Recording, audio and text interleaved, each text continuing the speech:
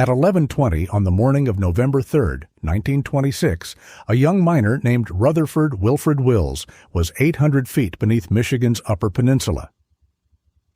He was operating a small electric locomotive in the Barnes-Hecker iron mine about 4 miles west of Ishpeming. His brakeman, Jack Hanna, was nearby.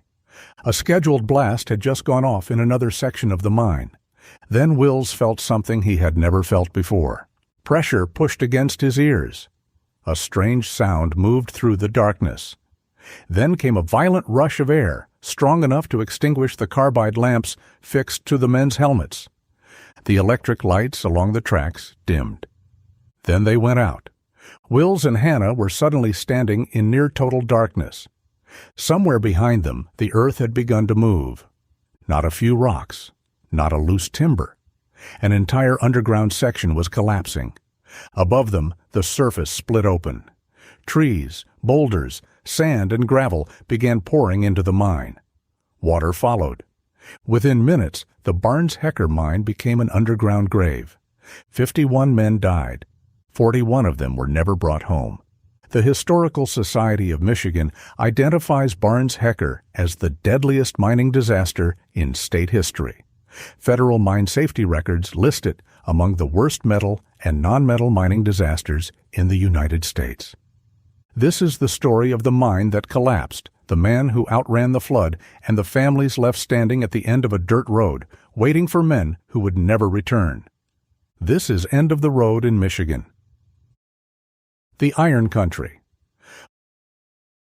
By 1926, iron mining had shaped the western Upper Peninsula for generations. Communities such as Ishpeming and Negaunee existed because rich deposits of iron ore ran beneath the ground. The ore traveled by rail to docks on Lake Superior, then by freighter to furnaces and steel mills across the Great Lakes. The work helped build railroads, bridges, factories, ships, and cities. But the prosperity seen above ground rested on men working hundreds of feet below it. Many were immigrants or the sons of immigrants. Finnish, Cornish, Italian, Swedish, and other families settled around the Marquette Iron Range. Mining offered regular wages, but the cost could be brutal. Barnes-Hecker was a relatively new operation. Development began in 1917 under the Cleveland Cliffs Iron Company. The ore body was promising, but reaching it presented an immediate problem. The ore sat beneath as much as 200 feet of waterlogged glacial sand and gravel. Early records referred to the unstable material as quicksand. The company placed its main shaft northwest of the ore body, where the saturated surface layer was thinner. Even there, sinking the shaft proved difficult. Water and loose material repeatedly delayed construction. The shaft was completed in 1919. It descended more than 1,000 feet. From it, workers drove 3 main tunnels toward the ore. The levels ran roughly 600, 800, and 1,000 feet below the surface. Water remained a constant enemy. Cleveland Cliffs installed pumps and drained water from North Lake, which sat above part of the underground workings. By the end of October 1926, the mine had pumped more than 2.5 billion gallons of water from its active areas. That number should stop us. 2.5 billion gallons. The mine was not merely extracting iron, it was continually resisting the pressure of the wet earth above it. Yet Barnes-Hecker was operating at full production by 1926. The danger was known. The scale of it was not. A normal Wednesday. November 3rd began like an ordinary cold autumn morning. Wilfred Wills ate breakfast with his wife Bruna. They had been married for less than 2 months. Bruna was 17. Wilfred was 22. She had come to the United States from Italy in 1919 and was still learning English. Their future appeared to be starting. They had a home near the mine, family close by, and a regular paycheck coming in. That morning, Wills walked toward the mine with men he knew well. Among them were his stepbrother, mine captain William Tippett, his friend and wedding best man, Joe Mankey, and his father-in-law, Sam Philippi. Another stepbrother, Walter Tippett, reported for his first day at Barnes-Hecker. Walter had previously worked as a Marquette police officer and as a guard at the state prison. He wanted employment closer to his growing family. He also believed mining would be safer. That decision would haunt his family for generations. The men entered the dry house, changed clothes, and put on their mining boots. They crowded into the mine cage, received the signal, and dropped into the earth. Nothing seemed unusual. The work plan called for crews to set charges shortly before lunch. The men would blast sections of ore, return to the surface, and wait for dust to settle. It was routine. Then, at 11:20 a.m., the scheduled blast went off in an upper sublevel of the mine. What happened next unfolded too quickly for any warning system to matter. The earth opens. The blast appears to have triggered a chain reaction in unstable ground above or near the western workings. The exact sequence could never be fully reconstructed because no one survived in the immediate collapse area. The mine began caving upward. At the surface, the ground gave way and formed a massive sinkhole. Water, mud, trees, stone, sand, and gravel plunged into the opening. The collapse connected the underground mine to the saturated material above it. Gravity did the rest. The flood rushed into the tunnels with enough force to extinguish lights, disable equipment, and overwhelm men before most understood what was happening. Historical accounts indicate that the mine filled to within 185 feet of the surface in about 15 minutes. 15 minutes. That was the time between an ordinary workday and the loss of nearly an entire shift. Wills and Hannah were between the active workings and the main shaft when the lights failed. They ran. They did not have a clear view of what was chasing them. They could hear it. Air pressure and darkness announced it first. Then came the water and debris. They reached the shaft area where they encountered skip tender Joe Mankey. The electric hoist was no longer working. Their only possible route was the wooden emergency ladder running up the shaft. 800 feet.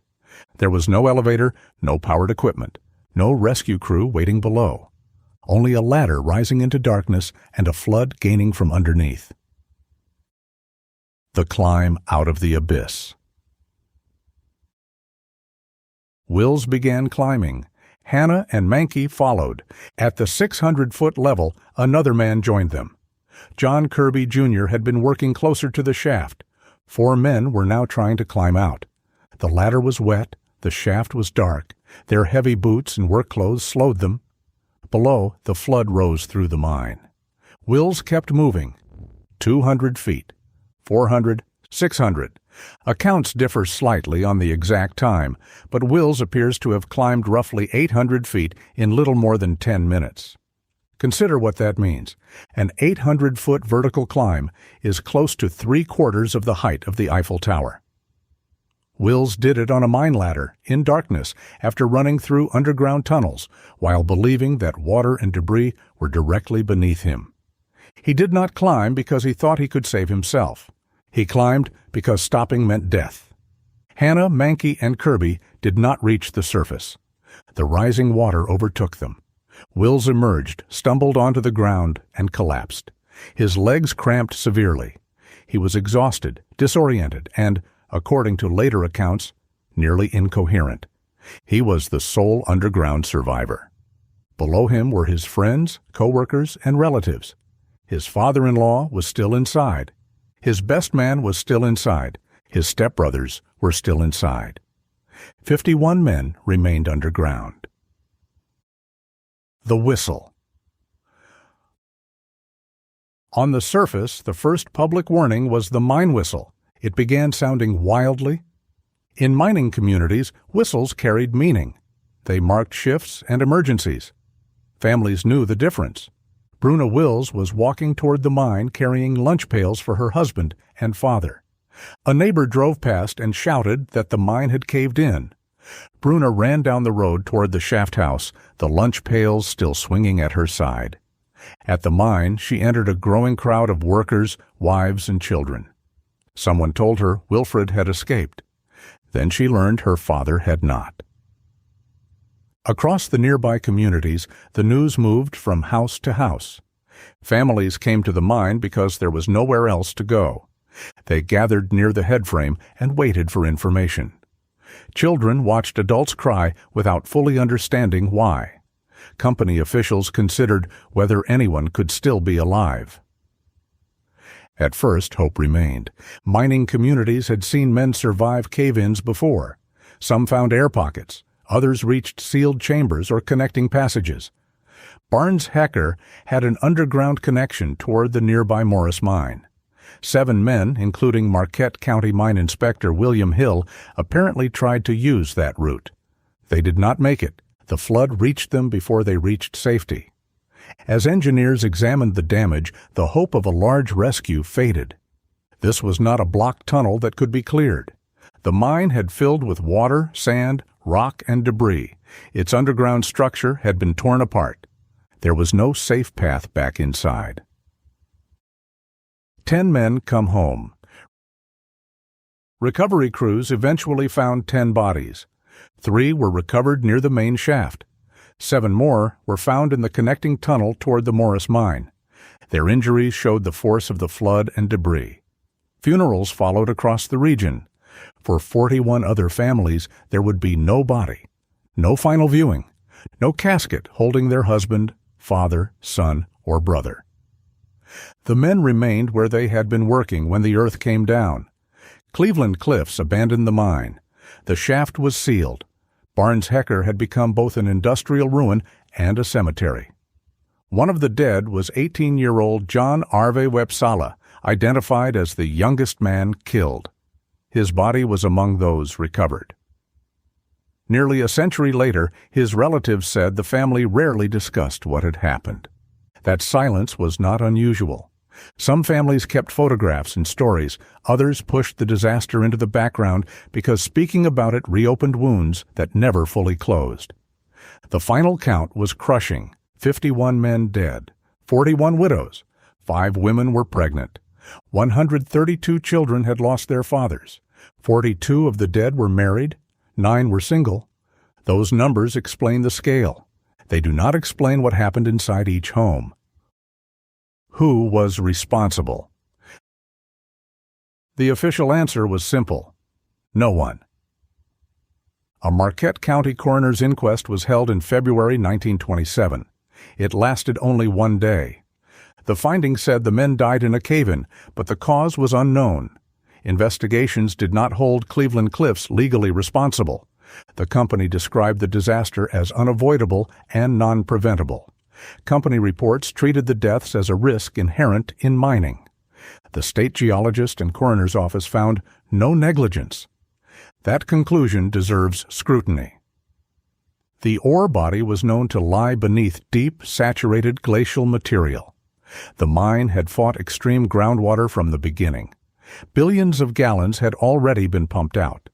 The ground above the workings had been altered by drainage, blasting, and underground excavation. Yet mining continued at full production. To say the precise collapse could not be predicted is reasonable. To say the broader danger was unforeseeable is harder to accept. The mining method used at Barnes Hecker was widely considered appropriate for soft ore. Some experts viewed it as the safest available technique. But safest does not mean safe. It can simply mean less dangerous than the alternatives. That is the counterintuitive fact at the center of Barnes Hecker. Michigan's deadliest mining disaster did not necessarily result from an obviously reckless method. It happened in a mine using a method experts regarded as accepted practice. The failure was not merely that someone ignored a clear warning. The failure may have been that the industry's accepted understanding of the ground was not good enough.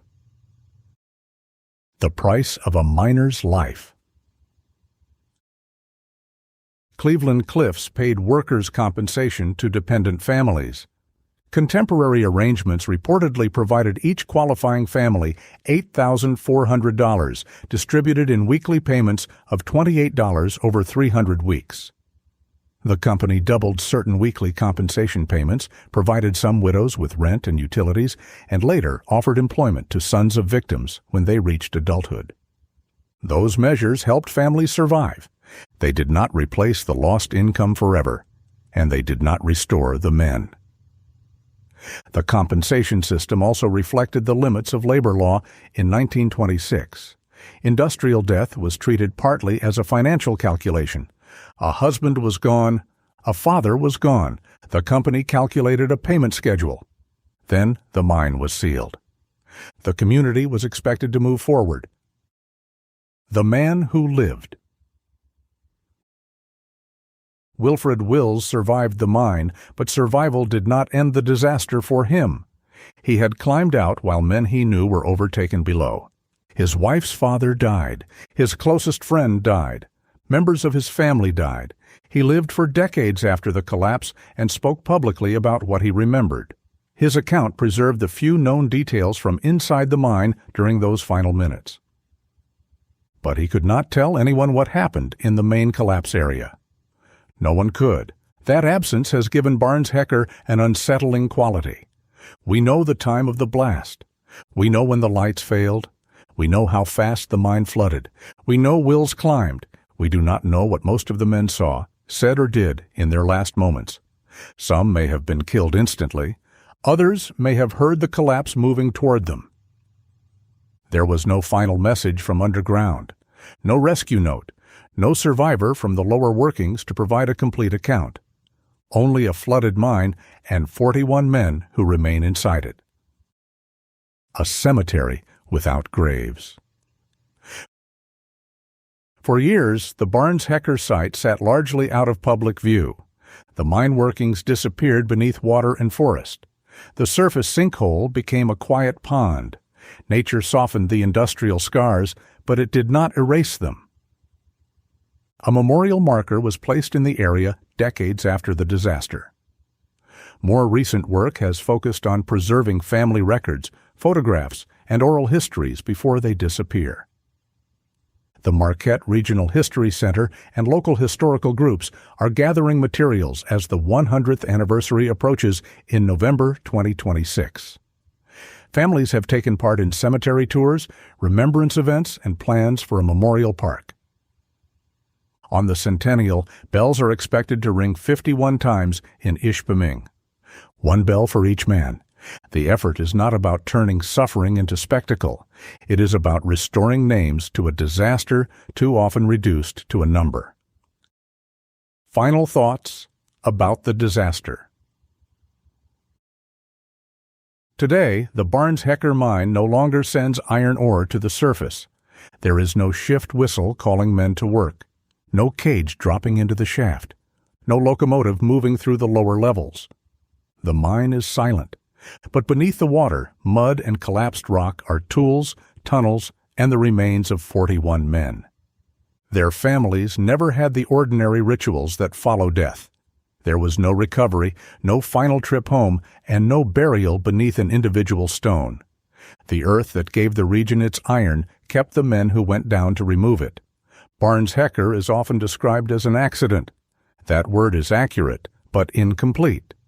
It was also the result of a time when workers entered dangerous places with limited protection. Companies controlled much of the investigation, and accepted industry practice could be mistaken for adequate safety. The disaster built no famous monument. It produced no national ballad. Most people outside the Upper Peninsula have never heard its name. Yet it remains Michigan's deadliest mine disaster and the deadliest known iron ore mining disaster in United States history. 51 men began work on November 3, 1926. One came back from underground alive. 41 are still there. And nearly 100 years later, the people of Michigan are still waiting to give them the memorial they deserve. This has been Buried Alive, Michigan's deadliest mine disaster. Barnes-Hecker Mine, 1926.